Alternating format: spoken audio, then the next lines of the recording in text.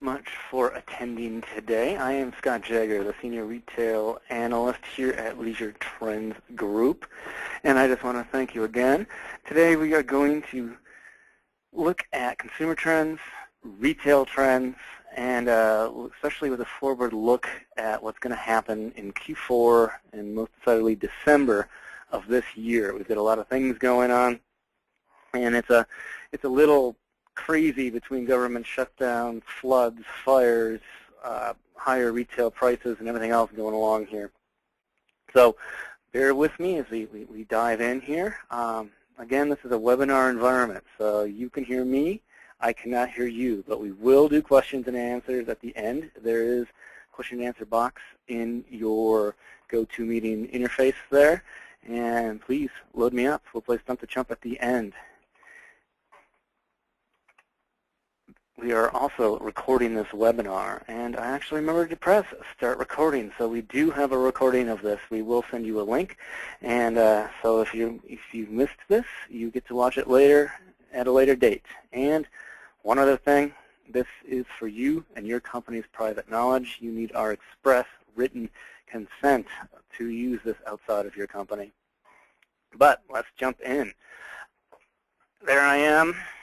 Senior Manager of Retail Analytics here at Leisure Trends Group. I've been with Leisure Trends for 14 years and 2 months now, and I've been in the outdoor industry for over 20 years. And Leisure Trends Group is a Colorado-based company that focuses on consumer research and retail tracking, and essentially we specialize in how people play, and we tell you what they're buying, when they're buying it, and why they're buying it. Today's agenda. 2013 is sort of a weird year. We got off to a good start. Through August, the first 3 quarters, we are up 6% in dollar sales, and that's the strongest first three quarters of a year on record. So in a sense, that's tremendous. It's fabulous. But second bullet point right there, unit sales are flat. That's not good. The turns aren't happening, and all our gains are coming from higher retail selling prices. And that's great, but guess what? Costs are going up as well. We're watching margins actually decline a little bit. So record sales, not necessarily record profits. Sportswear and outerwear are strong, though. Equipment had a really good spring, but minimalism is not, I mean, it's gone. It's like put a fork in it. The newest generation will come along. It's going to backtrack into some neutral cushion type things, lighter weight, but still some structure. And that is really, really hurting footwear. But take minimalism out, footwear is actually up about 6% this year.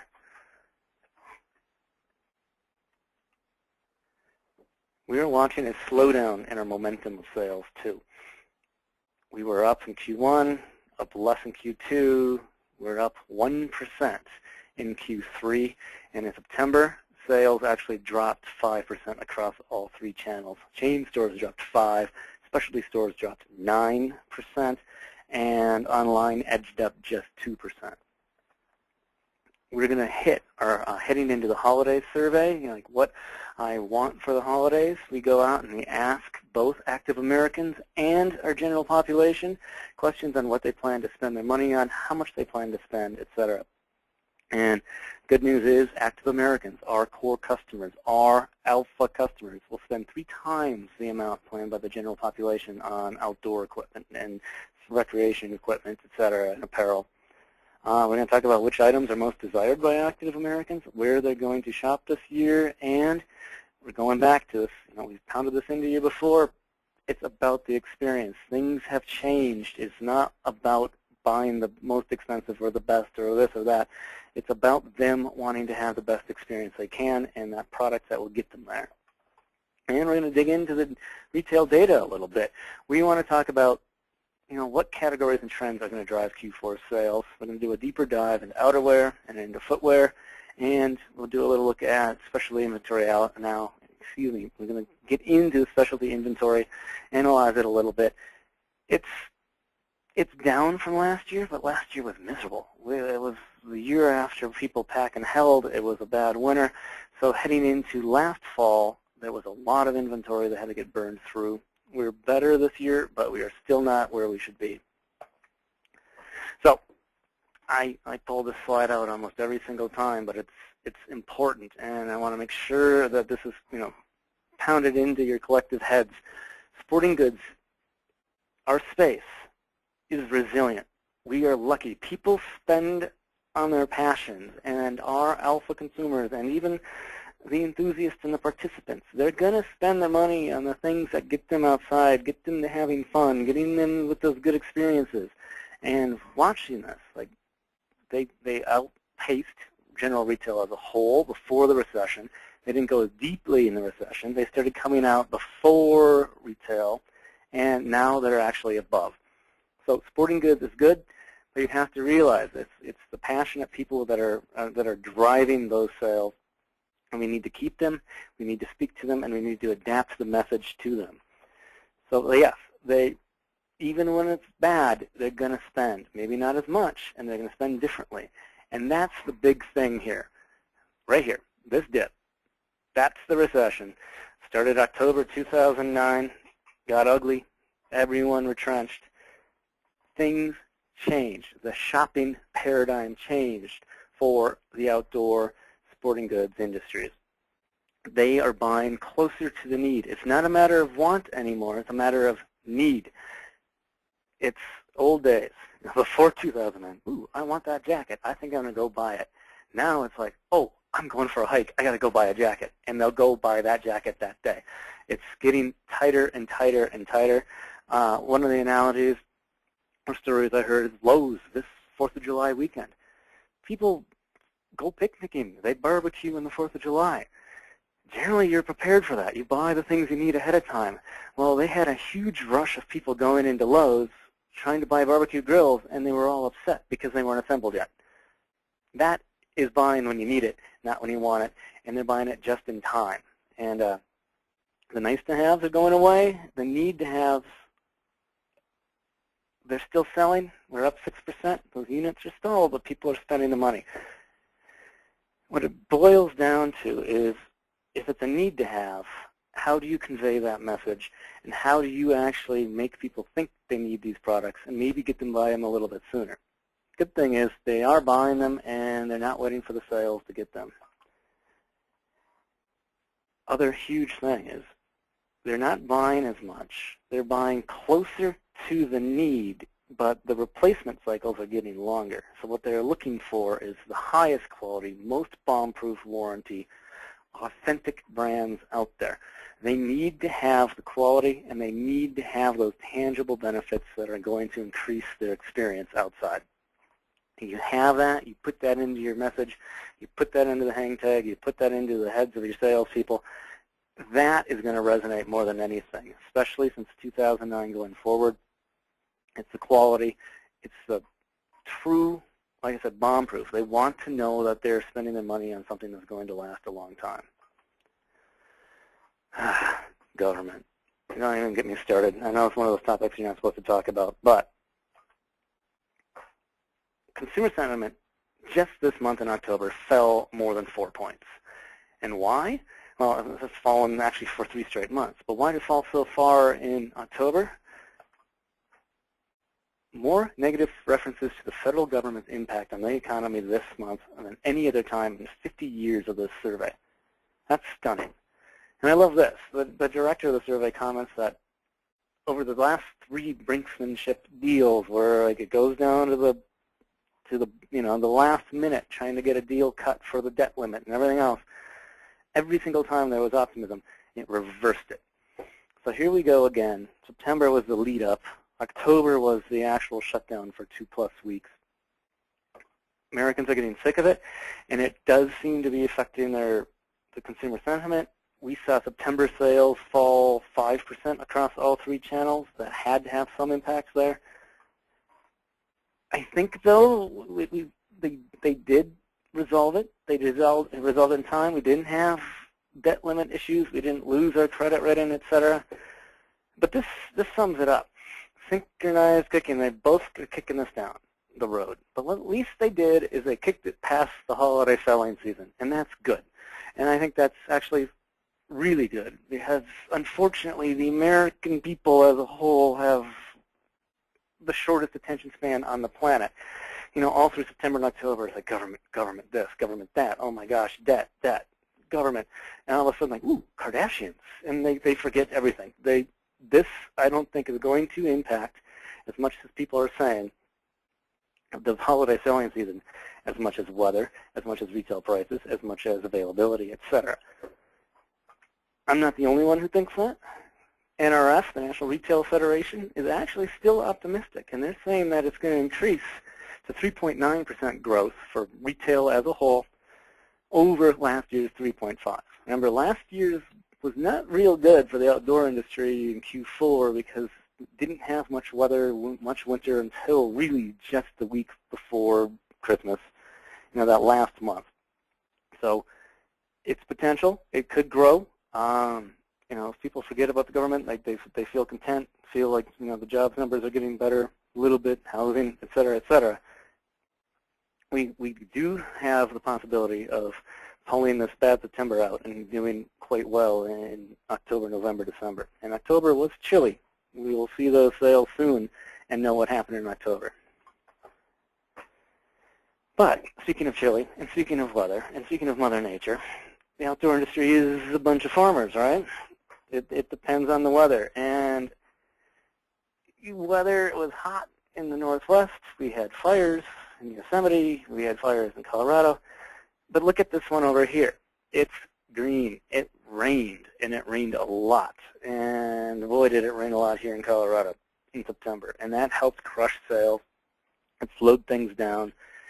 And it made, it was mostly September with this rain, but what it did for the entire quarter is pretty amazing. So we have sort of an anemic, not exciting quarter, up 1%. That's some serious slowdown. First quarter, we were up 13% on a roll. Q2, not bad, up 5%. Q3, we were up 1%. And what does that mean? It translates that we're up 6%. And again, those units are flat, and that's a little worrisome because that's not going to deal with inventory and carryover product and, actual orders and deliveries and everything else. If we're stuck in sort of a stasis as far as the number of things we're producing, that truly, really isn't growing. And this one's a little bit of a bummer. Not too happy. This is the November, December, and January 3-month prediction from NOAA. Temperatures, hot. And like all the way through, normal for Colorado, but like look at this. New England, hot. Only more snow predicted is in those gigantic population centers of Idaho and Montana. A little bit of Utah, great for the ski resorts, but it's not going to drive too tremendous sales across the nation. And everything else is the same. We're going to have to work hard to get these turns going and to get people into the stores and into the websites and everything else, because it does not look like Mother Nature is going to cooperate. Yeah, this is life for a lot of people here in Colorado, California, New Mexico, I believe, and they are impacting sales. Flash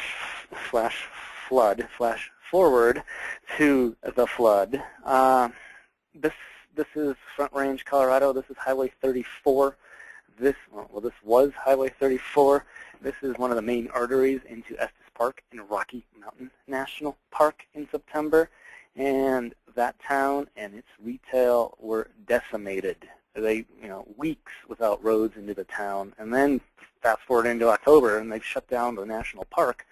It has definitely hurt sales. October is going to have impact from that government shutdown. All those national parks, all those people, millions of people trying to travel there, didn't. And obviously they did not have to buy the provisions and things that would have made their trip better. So that's going to have impact too. But all the way through September, and some for August here, the industries we track, not too bad. Outdoors up 6, independent bike dealers down 3, paddle sports +2. They inched up basically in the strength of fishing kayaks and stand-up paddle boards. Sporting goods is up 6%, but that's a 6% growth after double-digit gains the last 2 year-to-date periods. And run specialty, which was strong all the way through the recession, is slowing down. They are growing, but not tremendously. And again, last year, snow sport, thanks to Q1 finally getting snow, was able to finish up 3%.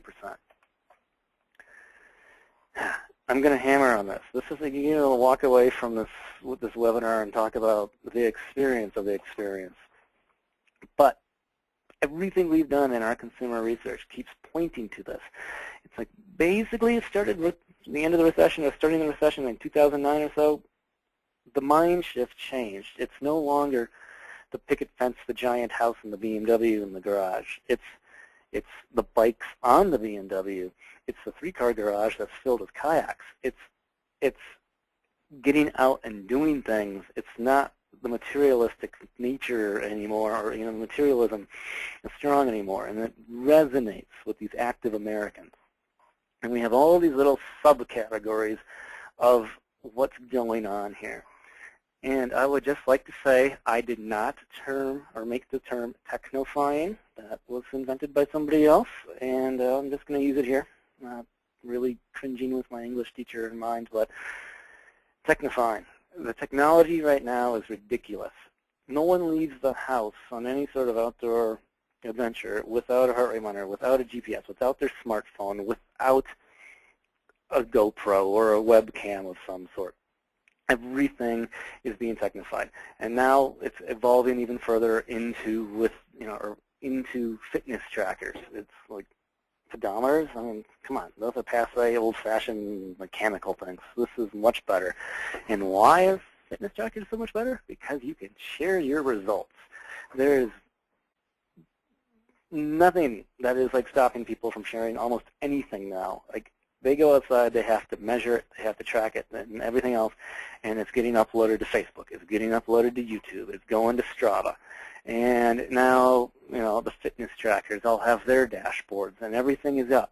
And that's part of the experience. You've experienced something, but you have to share it to make sure you prove it. It's showing, not telling. If you actually have proof that things are going on. Condensing, which is the evolution of done in a day, done over lunch, done in 45 minutes. It's, every single time you hear about how the American economy is getting more efficient, that just means you, me, and everyone else are putting in longer hours at the office, and we have less and less free time. So we're trying to get that ride in, that run in, anywhere we can get. So it might be the commute now. It might be over lunch. It's the offices that have the showers and the locker rooms that are going to have the biggest draw for employees these days, because that's the only time people can seem to get a lot of this exercise in. And that blends, or it brings you over to blending. They need to have multi-purpose products, like the shoes that you can wear, like cleated shoes for your bikes that you can ride to work, and then just wear those shoes at work. You don't need two. You need the small pack that takes you on the trail, but it also takes you to the gym. You need, like clothing. You can have a nice button-down short sleeve or a long-sleeve shirt, but make it synthetic. Make it anti-funk. Make it quick dry, and then you can wear that on a walk for lunch or after work if you go for a run, etc. It's all coming together in how everything has to be blended to fit into these time constraints we have. Fun, I mean, that goes without explanation. If we don't have a lot of time, we better be having fun when we do. And achieving, this is going to be important. We're watching these races just blow up, like between the marathons, half marathons, 10Ks, 5Ks, fun runs, zombie runs, oatmeal runs. Everything out there is, blowing up. Triathlons, all the obstacle course races, etc. And we're watching this, and the sales of products are actually following this consumer trend and purchasing. This is pretty fascinating. Like we know that farmers markets are going berserk, and like there's thousands of new ones over the past, I think, 8-10 years, and people are doing the locavore and trying to purchase local. But it's not just that. It's also purchasing authentic brands and from authentic retailers. And we're seeing like they are going back, and they want to buy products that really speak to what they believe in, their outdoor ethos, pathos. It's important to them, and we're watching a lot of the brands that are, have good cred within the outdoor industry do very, very well these days. So let's jump into this holiday wish list survey we did, and pretty neat. We did two different types of people. We did our most active Americans, and we surveyed over 2,400 of them to ask them all their thoughts about the upcoming holidays, selling season and what they're going to purchase and what they want and where they're going to go, etc. We also did the general population side of things. So this is just Americans at mass, and we did that through our LeisureTRAK survey, which is a quarterly poll. And we did 1,000 Americans for that. And this is hot off the press. We did this in the third week of September. We wrote it up, and it's less than a week old. And so this is very, very fresh, important data going forward. So first question we asked is, in the next 12 months, how do you expect your spending on sports, recreation, or fitness products to, is it going to go up? Is it going to go down? Got two good things going on. It's like relatively flat, but 31% plan to spend more, and only 15% say they're going to spend less. That's optimistic. You definitely have the more and the same bars much larger than the less. So outdoorsy active Americans, they're feeling pretty bullish. But at the same time, to blow this up, it's pretty static. You're trading a point here, you're trading a point there. So same goes up a thing, more than last year goes down 2 points, but then much more goes up, less goes down. So we are looking at pretty static sales, but like how much they plan to spend. But that's good considering what's going on in the economy, going on with the weather, and everything else. So here's a giant bar. Pull this up a little bit. Number one thing on the top of their wish list is outdoor apparel. And it's not this kind of outdoor apparel. We're evolving. We don't do things like Ralphie anymore. We want lightweight, versatile, back to the blending. I'm going to reference that experience chart over and over again as we go through all these trends. And outdoor apparel continues to grow, and it's always perennially on the top of the list. It's coming down a little bit, but it's there, and it's important, and it's like the number one thing in Q4. And we have electronic devices and instruments. And yes, that's a wiener dog with a camera on it, because the cameras alone are selling so massively and so quickly. It's not just the kids building kickers in the backcountry. It's people putting cameras on dogs and on their dashboards. They're putting them on remote control helicopters. These are becoming ubiquitous. Humanity is like documenting everything, for better or worse, for at least entertainment. But it's growing, and it's growing fast. So let's look at that. And the outdoor space, the entire instrument category is up. It's like total of $164 million, and it's up 17% this year. Total sales are up 6. This is up 17. Action cameras grew another 49% off an already large base. Fitness trackers, boom. Pretty much out of nowhere. So it's 1,000% growth. We've got 40,000 units sold through the outdoor sporting goods space. And that's basically one brand, because the Nikes are being sold exclusively. The Jawbones are only going through Apple, etc. So these outdoor space, this outdoor retail chain, internet specialty, has 1,000% growth, and it's mostly chains and online retailers. Specialty stores are missing out. This is a big deal. It's drawing people from more of a general population, people who don't exercise hard, who don't need that hardcore heart rate monitor, etc., but are still trying to increase their activity, increase their health, and at $100 a pop, it's a perfectly reasonable entry point. And all the things that go with it. If you're going to bring all your electronics and smartphones into the woods, you need to keep them charged. So batteries are up 20%.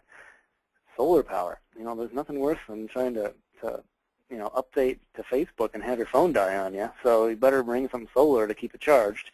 up 16%. Again, after like 2 strong years of growth. Watches, just simple watches are up 7%. I'm kind of making fun with that stupid-looking watch in this picture here, but not really, because everything now is all about wearable this, wearable that. It's wearable tech. And, you know, the iWatch or whatever it's called is coming out. The Samsung has one. That, you know, their phones, their smart watches, they're coming out.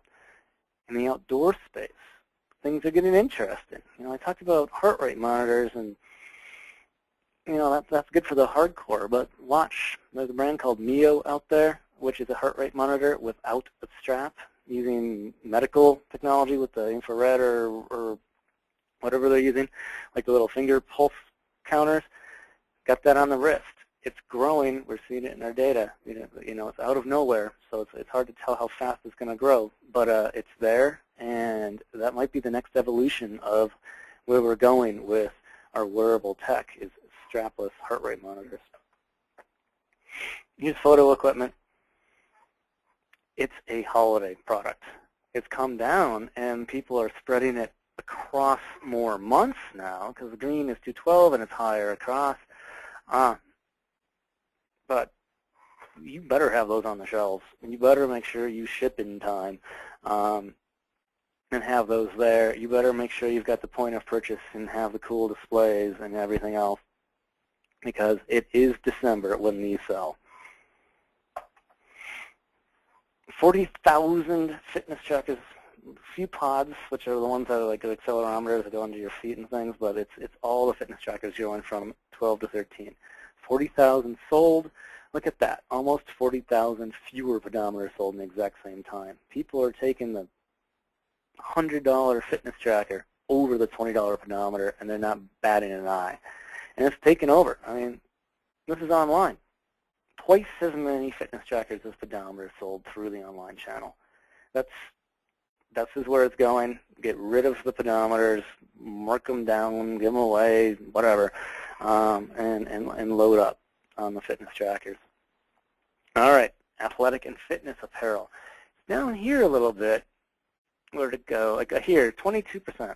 So 22% say on their wish list they want athletic or fitness apparel. And that's closer. It's not as far away from the general population, who goes 15%. And we're going to concentrate on outerwear and footwear today, but, you know, we've talked about this. Yoga is driving sales, and it's not in the outdoor channel as much as it could be. They're going to the Lululemons. They're going to Lucy, Athleta. Very few brands really have that yoga feel to them in the outdoor space. A few are successful, like incredibly successful. And looking at the product mix at Outdoor Summer, you can tell that the industry is following fast. They're introducing lines. They're going to have a lot more yoga things. So hopefully we'll be able to pull those back in the spring. There's you know, winter, we don't have that product. It's not on the floor. I mean, if you can get as much as you can from other sources, other brands, go for it. But, I mean, this is it. I mean, this is only through 12, but you get the idea. Both of these are growing. Under Armour is that fitness apparel. You walk into a sporting goods store, you can't miss it.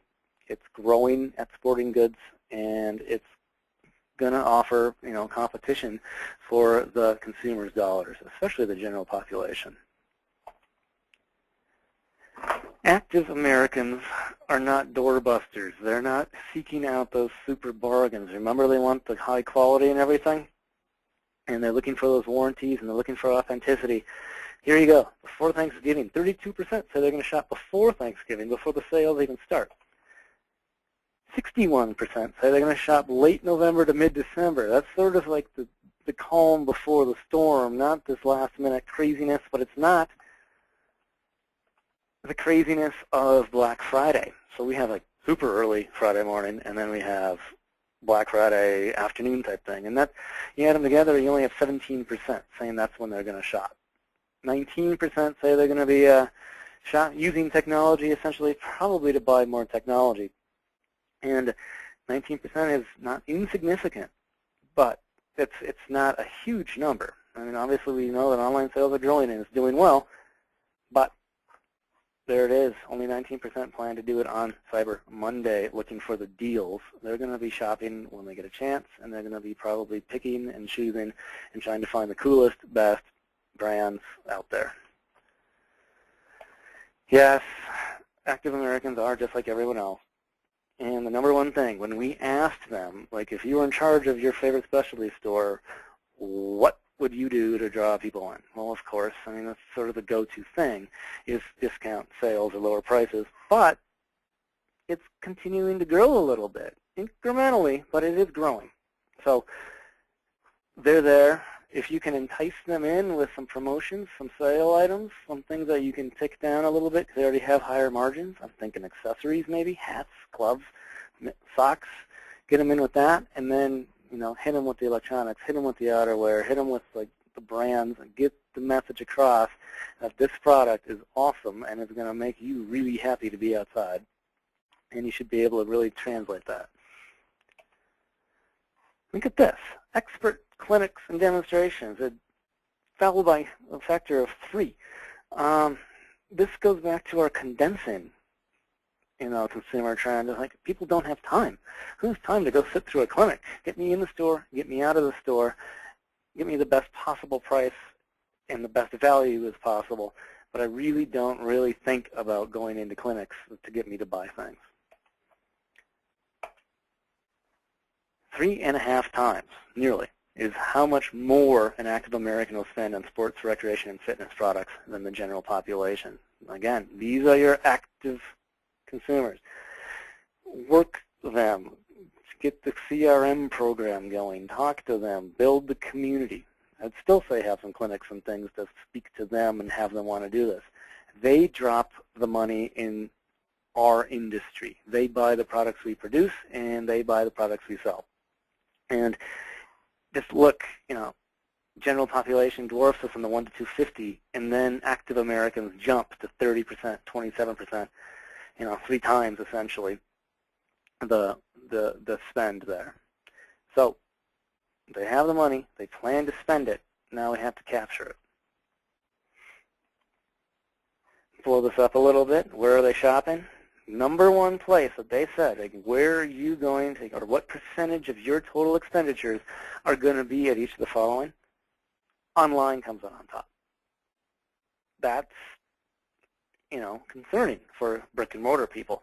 Brick-and-mortar people need to compete, higher quality service, higher authenticity, probably going to have to compete on prices to a degree, but you have the tactile experience that online cannot offer. You need to exploit that and go after it. Online is doing well. It's inevitable. It's going on. Independent specialty stores, that's not bad. Number 3 place, and if we look, one other thing I might mention, look at the general population going to like general mass, 27 to 6. So more than 4 times more just percentage of sales going there. They're not buying the higher end products, the higher end jackets and things. They are content with that lower end. You want to grow your base. You want to create more active Americans. You need to figure out how to entice these people, the general population, into your stores or onto your website. This is a nice little encouraging sign. Online is still number 1, but it ticks down, and independent specialty stores ticked up when it was asked where people plan to shop for fitness and recreation. So there's a little bit of an uptick in wanting to go to the specialty stores to find products that might be newer, most current, better explained, etc. Maybe they're lowering the prices a little bit, making them feel better. Certainly not seeing that in our data, though. Here's the intersection of online retail sales, coming up to be number 1, but coming down a little bit, and outdoor specialty chains. So this is the world of REI, EMS, etc. This intersection means online sales are stronger, but how much of that, and I've wagered quite a bit, is online sales from those exact same stores anyway. So they're cannibalizing their sales in a sense, but they're not losing sales to the online channel. So it's a little bit of a 3-card Monte type thing, where the sales are coming from a different source, online versus bricks and mortar, but they're still contributing to the bottom line of those larger specialty chain stores. Travel. They are traveling, and active Americans travel more than the general population by a long shot. They are up by traveling less than 50 miles, by more than 50 miles, to vacation with family and friends, to travel by air. Every one of those is up. And we've got another question which I don't have a slide for. One of the #1 things on their wish list too is an actual vacation. Well, if active Americans are shopping in mid-December, like late November to mid-December, and they're going to be traveling at a greater rate than the general population, you should consider either building travel products and or selling them. And year to date, it's $105 million in sales, up 10%. We have travel packs up 14%. We have rollers up 11%. We have accessories up 18%. And duffels and gear bags up 24%. Duffels and gear bags are perfect for people who are, car tripping, doing like the less than 50, more than 50, staying with things. Like, why do you need to pack a whole suitcase? Just shove everything you ever need into a duffel bag, throw it in the back of the car, SUV or whatever, and it's good to go. And it makes things a lot easier. You can bring a lot more. Remember the achieve in all the different experience consumer trends? Well, I'm going to get to this real fast in the try thing, but look at this. The question was, if you were given a gift of lessons in a sport, recreation, or fitness activity in which you already participate, what would you want them in? So this is lessons of something you already do. 20 to 15%. That's a 5-point drop for skiing and snowboarding lessons. Granted, it's been 2 pretty lousy snow years. Well, the last winter was better than the one before, but all these open-ended statements we get to, they keep pointing to the fact that if it snows, I'll think about skiing or riding. If it doesn't, I'm not going to be thinking about it. And that translates right here. And 2 years in a row, that's losing momentum. That's losing the thought and the passion of people who would have normally go, yes, I want to get better, I want to get on the mountain, and I want to have a better time out there. So it's a little disconcerting. But look at this. Swimming more than doubles in just 1 year. And that absolutely has to do with the fact that more and more people are participating in tries. Remember, they already know how to swim. They want lessons to help them swim better. And that's growing. Start selling swimsuits. Start building swimsuits. Think of all the accessories that go into try products. Think of try footwear also. And if you're a bike shop, think of that. You get the bikes, get all the wetsuits and things. The triathlon is growing, and you're having more and more participants, and it goes from everything from Ironman to the little kid around the block deals. So this is a tremendous growth category in both the consumer side, where we're seeing it, and people reflect that in the surveys, and also on the retail sales side. Stand-up paddle. This is pretty stunning. I mean, we've known this is growing, and we know it's a phenomenal thing and sales thing, and we know that paddle boards are now nearly 3 times the volume of canoes already. But look at this. This question was, how would you like, or what would you like to learn and have lessons in for something that you do not already do and have never tried before? The interest in paddleboarding is double in 2 years. And canoe, kayak, less than half. So that's a precipitous drop. That, when you think of paddle sports, or when they think of paddle sports, more and more they're seeing and thinking paddle boards versus a canoe or a kayak. And, I mean, here's our retail sales and our paddle sports track. 55% growth last year, another 26% this year. Again, 3 times the number of canoes. I mean, it's phenomenal. They grew 26%. Kayaks are flat this year. Here's holiday sales. I'm going to get into some outerwear discussion here. And again, everyone talks Q4, November, December. It's December that is most important. It is by far the single largest month, double the nearest month or more in any month of the year. Everything has to be ready. You have to ship on time. If you don't have deliveries in time, forget it. I mean, you're not going to have the sales. The retailers are not going to appreciate it. So it has to be on the shelves by November. Super tight, all the way from 2005 to 2012, like very tight. Got this little blip. This is 2009, remember? Recession. This is when things really went south, and October popped, and then December were terrible. Actually, no, 8 was the year, so all right, I got off one, but 9 is when it really got bad, and they did not shop for the holidays in 2009.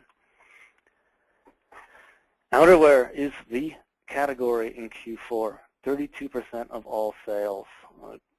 Equipment, accessories come down, all the camping things, all the tents, sleeping bags, all that's going to come down.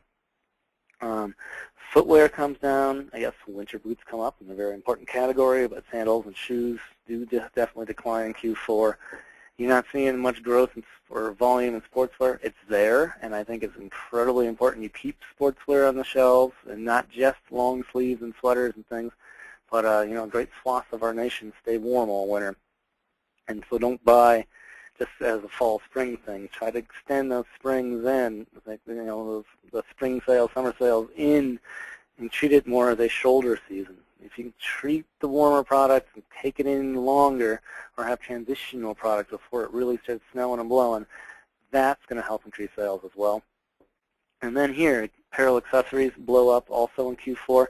Absolutely important. These are only 11% of the sales, but they are fat margin product, and they are very, very profitable. They turn, and you can, exploit that to a very large degree.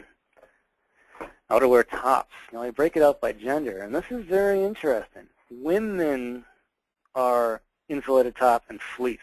They don't really care about the shell tops and the soft shell tops. So 8 more percentage points for insulated, and 35 versus 28 for the fleece. Another interesting thing, 8% for shell tops, 35% for fleece. Roughly similar ratios if you went to units versus dollars. So 4 times as many fleece as sold as shell tops. Women are not buying that technical layering system like the men do, which is closer to a 2-to-1 ratio. And that's still, that's slowing down too. Shells have been stagnant. It's insulated tops that are growing the most. And fleece is also flat. It's up 1% in Q3. And it was flat pretty much last year, up a little bit if I recall. And why is that? Well, all the new insulated tops are thin and light enough to replace fleece. And they're slippery, they don't snag in jackets as much as fleece, etc. And they are definitely stealing sales. All right, inventory. So this is inventory dollars. We did recover from last year's miserable start in the fall. Last September was pretty bad with all this carried over, packed and held products that people, especially stores, just held on because they wanted to squeak out every single penny of margin that they could, and then they got stuck with inventory and they still had to blow it up. But look at every other single month. We still have more dollars invested than in any time in history, essentially. And this is going to go up more in October once outerwear really starts to hit the shelves. But just the fact that we have this much to start. And, these are dollars, and look at this. Every single year is going up. Super big leap right there. The supply chain's finally pushing the increased costs of building, of shipping, of transit, everything. It's finally getting pushed to the retailers or pushing it to the manufacturers, to the end consumers. And now our unit sales are flat. So we have higher retail costs, wholesale costs, we have higher retail prices, and we have essentially flat unit sales, or down, as in the case for September. Here's inventory units.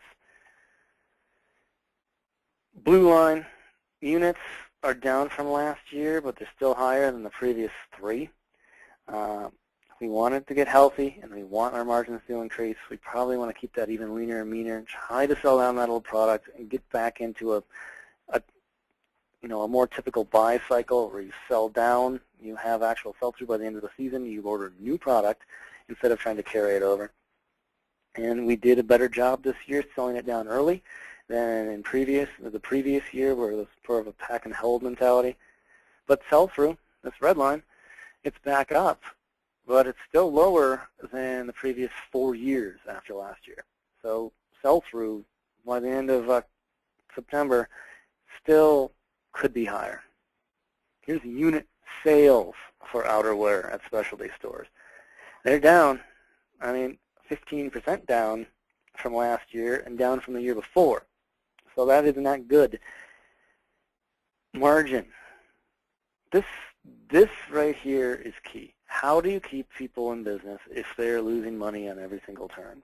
And retail costs have gone up, retail prices have gone up, but they are being forced to discount product or lower the price to keep the turns going, or try to maintain turns, or try to stop the hemorrhaging of a 15% drop. A whole lot more is going on than just higher prices in September, again, with the looming shutdown and weather and everything else. But look at that.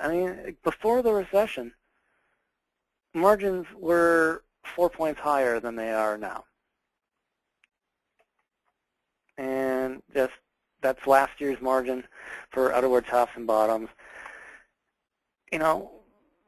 Outerwear bottoms are 4 points below where they were back in 2004. It's a downward trend for tops, not quite as precipitous, but it's definitely down. We've got a little bit of a rebound this year from last, which is great, but not healthy trend. And speaking about not healthy, unhappy geese.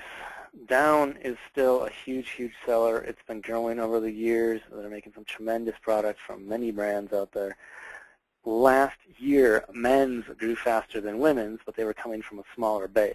And this is key. Women's are almost twice as large as men's down sales. Think about that mix. Think about the products you offer into retail. Women buy more down than men by almost a factor of 2. Whereas synthetic insulated tops, they are absolutely darn close to parity. And what's interesting is last winter, women's synthetics grew. Women's have new, better cuts. They have new products. They have, just following the trend of what men are doing in a sense, like with the same products, at least lightweight jackets. And they are growing very, very quickly. And we are seeing even greater velocity in synthetic jackets this Q3. So, this guy looks like me wearing my belay parka, but these jackets, the big puffers, they're just declining. They're nowhere near the top in this Q3 sales. They barely registered, they did register, but they were definitely down from where they were previously. Everything is lightweight. And just let this soak in. 8 out of the 10 best-selling insulated tops were lightweight styles. And I like how I scratched off the brand tags there, like you can't tell what these are. But lightweight jackets, it's blending. You can wear them by themselves. They're generally windproof with a nice tight nylon finish. They can be worn under your shells as an extra warmth mid-layer. They have more versatility than most jackets or fleece out there, and they are still going like gangbusters. Keep an eye on this one. I'm going to make you do your own research, but this is one of the fastest sellers so far this year, and it's new on scene. Other two were long women's coat, was a long women's coat, and a 3-in-1 system.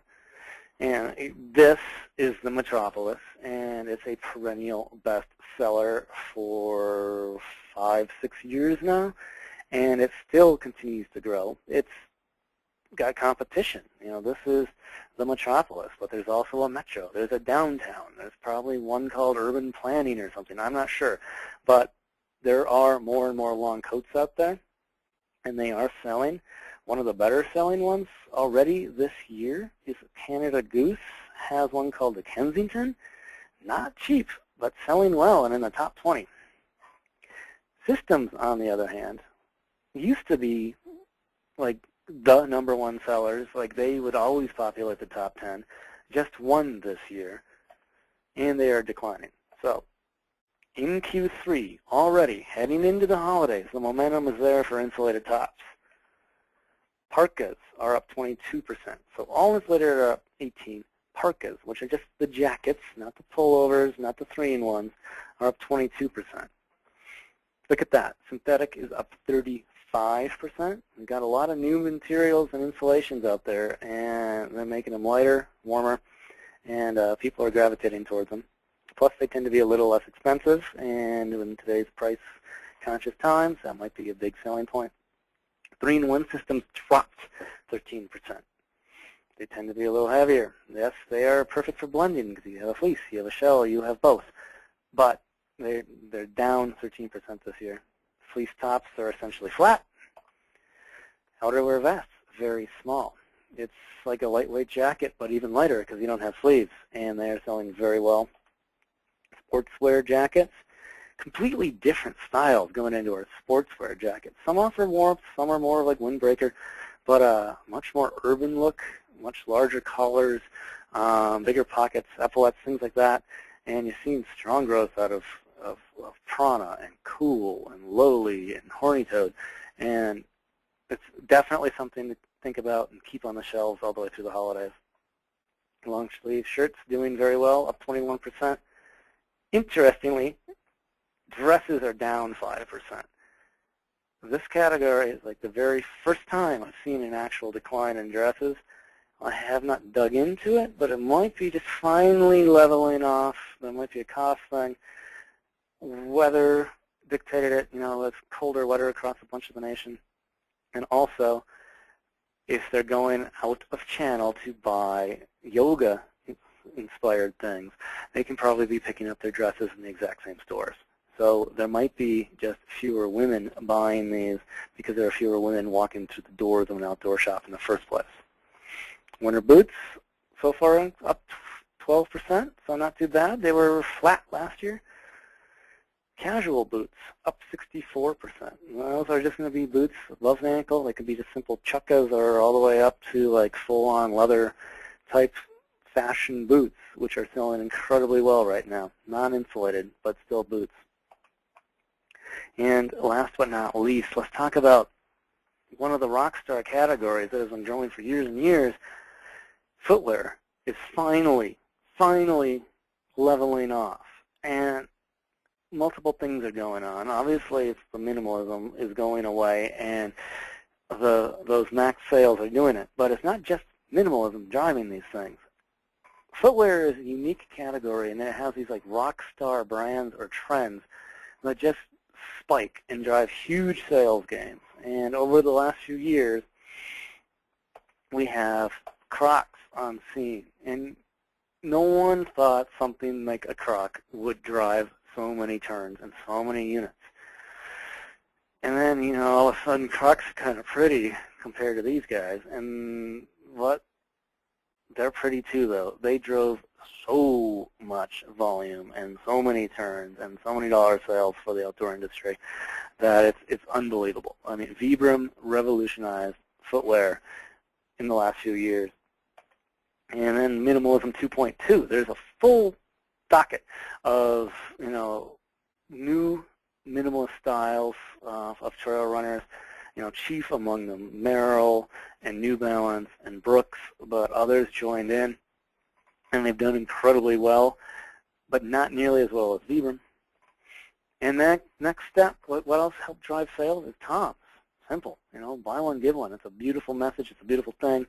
And they have spiked, but they are showing signs of slowing down. So we've had quick succession of these brands. And like, look at these sales. I mean, this is unit sales. Here's Crocs, boom. And as they decline, here comes Vibram. And as they decline, here comes Tom's. And then here are all those Minimalist 2.0 trail runners coming along, adding sales. And every single time. And there's so many turns and so many hundreds of thousands of units being sold. It's not just the sale of that particular pair of shoes.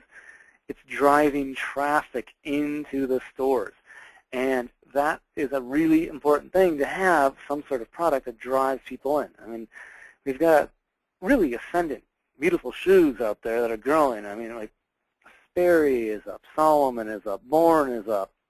A lot of like Olakais is growing, but like none of them have this phenomenal ability to like crank through just hundreds and hundreds of thousands of units.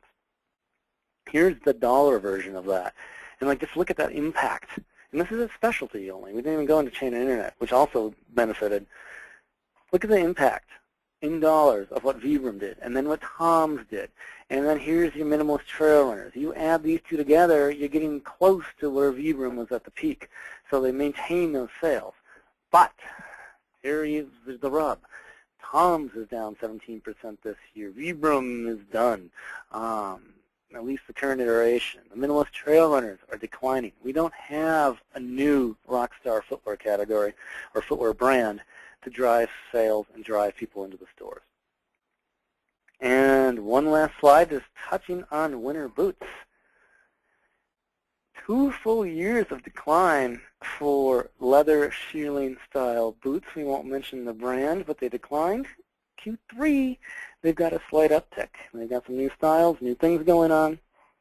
And whereas the packed leather boots were going and growing year after year after year, especially last, they are a little bit slower at the gate. This is early. When we get into Q4, not Q3, we're going to be talking about 400,000 units, not 40,000 units sold.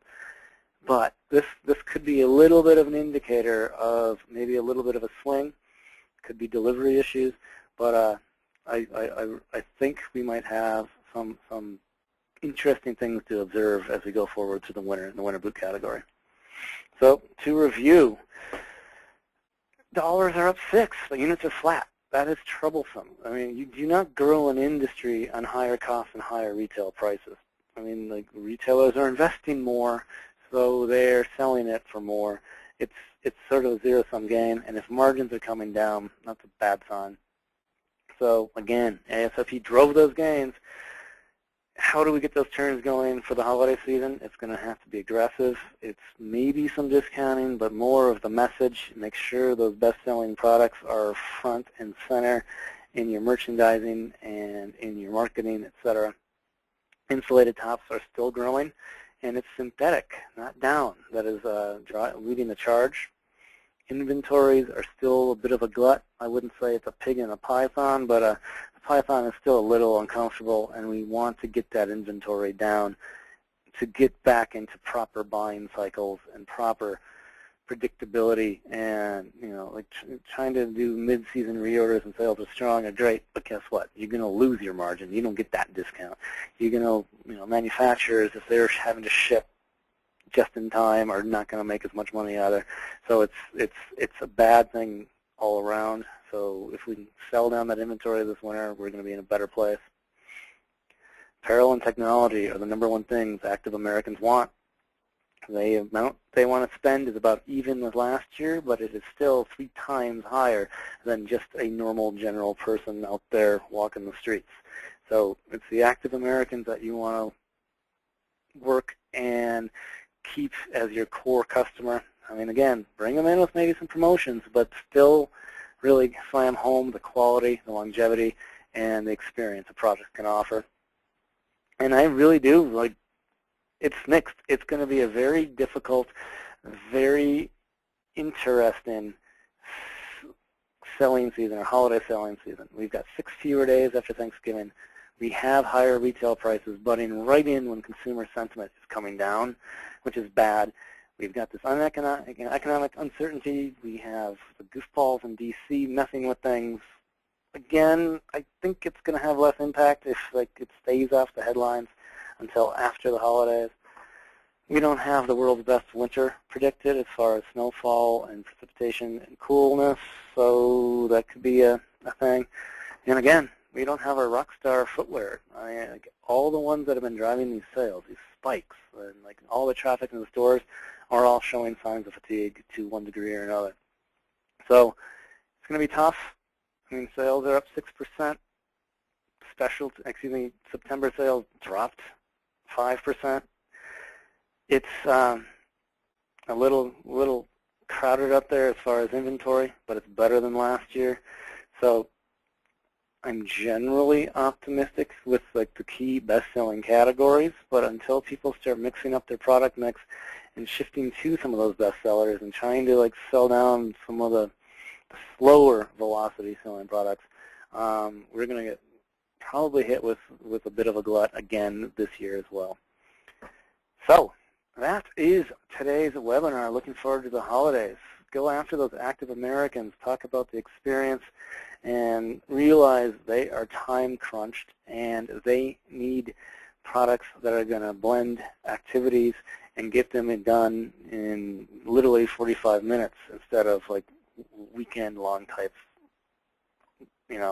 activities and excursions. But angling it right, we could do very, very well this winter. And that is the end of the webinar. And if you do not have any questions, feel free to get out of here. But if you do have questions, please feel free to stick around and let's open this up and play a little Stump the Chump. And let me see. Let me open up the questions. And do we have any questions? It's like someone asked, is the volume working? Yes, and he said ignore that. Just sending to note, Contour closed their doors last year. Yep, I know that. Contour did. I mean, when you get down to it, it's GoPro. And yes, there is some Sony product out there, and there's some other coming on board, and we'll see. But right now, they are the absolute monsters of this industry and this category.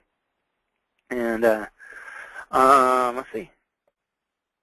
And someone pointed out that Under Armour is starting to build brand shops in the East. Yeah, I mean, that speaks to a larger issue going on within the outdoor and the world of sporting goods. Is this branded shop, direct sales through their website? It's it's phenomenal. I mean, you get a double keystone. You don't have to sell in. You get to experiment with products. It's relatively secret to the outside world, so you can do some experimentation in product. For the manufacturer, it seems like a win-win-win situation. But you keep doing that, and you keep selling online, and you keep selling in your stores, and at least you're maintaining your own suggested retails and enforcing your own map rules, I hope. But you're undermining a vital network of retailers who have historically made your brand, given you the authenticity, have talked your brand up and built your brand. So you need to be careful in feathering that. And I think there's space for both. I mean, it's a reality that these stores are growing and going along. But do not turn your brand into a Gap or a Lane Bryant or something where you're only sold through your fronts, and you will lose authenticity and lose distribution and lose visibility in the marketplace. Do you have any theories on the decline on minimalist footwear? Well, I got a lot of theories on that. Well, I think Vibram, like everybody rode the barefoot running craze, but I think Vibram was much more of a, for, I would say, 80% of the people out there, it was more of a fashion statement. It was more of a comfort statement. It was a novelty thing. They're pretty darn neat to wear, and people loved them. But, barefoot is hard.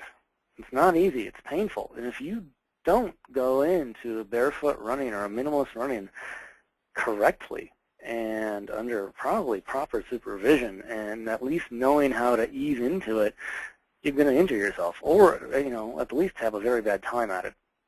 And I think a lot of people did that. They got into minimalism. They thought it was fantastic. They're going to strengthen their foot instead of cuddle their foot. They're going to go back to nature and all this. And what it boiled down to is this is not as great as I like. In our running specialty channel, we are still, we were watching running specialty stores also show declining minimalist sales.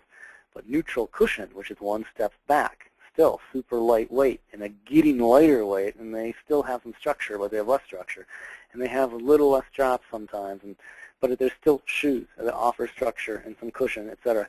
The neutral cushion are still growing like gangbusters. Motion control is been declining for a better part of a decade practically, and stability is also declining. So don't go heavy duty backwards into like full-blown hiking boots or heavy duty trail shoes, but do realize that people want a blend of they still need structure, they need a little support, and they don't want to go after those hardcore minimalist ones. Let's see, know what type of those sales numbers are and if they have competition. I got to go back and see what you were talking about in the first place. Oh, sorry, I ran ahead. Meal heart rate, what kind of sales numbers they are, and if they have competition. I don't have the sales numbers off the top of my head. I saw the raw numbers in our database when I was poking around and saw hundreds and hundreds of them sold from the retailers in our panel. Extrapolate that up, and you're looking at thousands.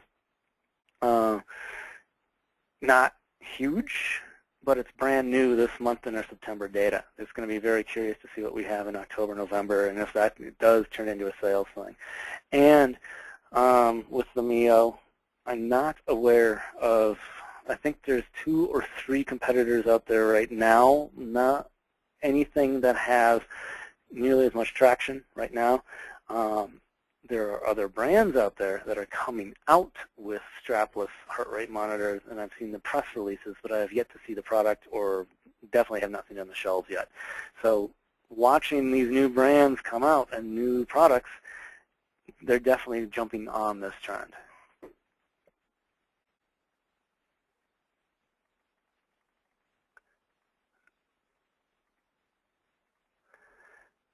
We do. We got a question here. Will you track waterproof down versus non-treated going forward? And we do have waterproof down coded in our data. And the clients who purchase the outerwear and insulated top categories do have access to that. And I am more than happy to show you how to get in there and take a look at it. And this summer, when we were talking about it, the waterproof down, like in the bags, like sleeping bags, that absolutely spurred sales. And they were the fastest growing bag models out there. Were the ones that had some sort of waterproof down technology. What is the forecast for accessories defined as socks? I have to go and look. Socks are just perennial good sellers. We've had 2 down winters, so I suspect they probably came down a little bit this year, and it's going to be very weather and footwear dependent. Footwear, if you ever worked on a sales floor, is, socks are the best add-on sale on the planet. And, you're not allowed to sell a pair of boots or shoes without saying, okay, let's walk over to the sock wall. If footwear is down, that's going to probably hurt sock sales a little bit. But James, give me a call later, or I'll follow up with an email, and I can do a deeper dive for you and tell you what's going to go on. I realize the snowshoe industry is small, but do you have any info on that market? Snowshoes took a hit in the last 2 winters, especially the winter before. It's too early right now to tell you if snowshoe sales are going to be strong. I mean, we really do need to wait till the snow flies, so it's going to be a December, January, February type product. Again, if you'd like to go in, we can look at the category in a little bit more in depth and see what happened last winter. I'm sure sales picked up a little bit in Q1 once the snow started to actually fall, but it's been tough. And snowshoes are part of that Nordic category, and I know Nordic skis, both like traditional diagonal and skate skis, had miserable winters, and the inventory is like off the charts of leftover product, and the sell-in for the season is down 20–30%. So the Nordic category as a whole is a mess, and until snow actually lands on trails, it's going to stay that way.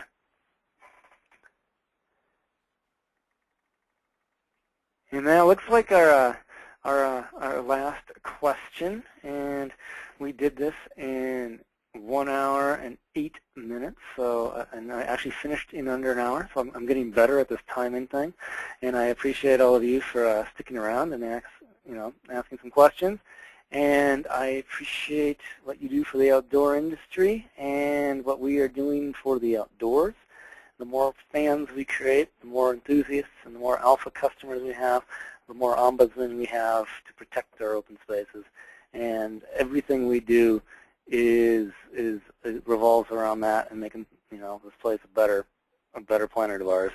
So again, thank you. Have an incredible holiday selling season, and look forward to hearing from you if you have any other follow-up questions.